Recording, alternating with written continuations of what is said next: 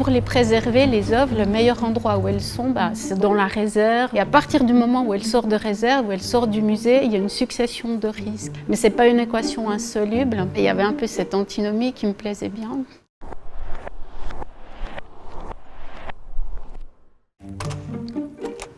Voilà, nous sommes dans une réserve que l'on appelle Carré Vert, quelque part à Genève.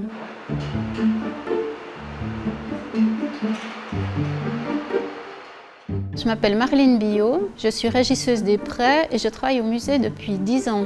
Donc moi, je fais voyager les œuvres. Les prêts, c'est un formidable levier pour faire connaître les collections ailleurs, rendre visibles les œuvres ailleurs.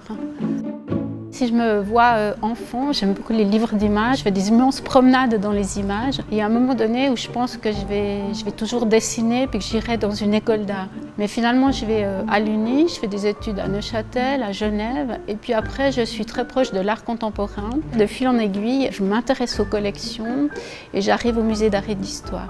Ici, c'est une réserve qui est occupée par une œuvre de Tinguely. Tous ces segments sont mis ensemble pour former une œuvre. Et cette œuvre, elle partira en fait à Milan. Et puis pour ça, on a énormément de plans, de documentation pour savoir comment l'assembler. Donc ça y est, on est au transit.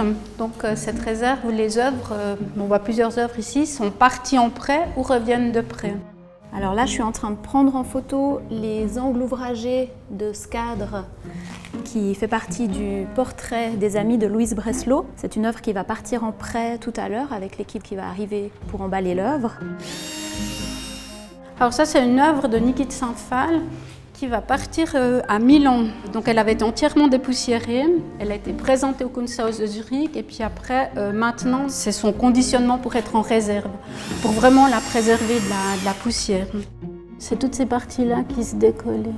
La particularité de ce musée, c'est qu'on n'est pas juste un musée des beaux-arts, mais c'est un musée d'art et d'histoire.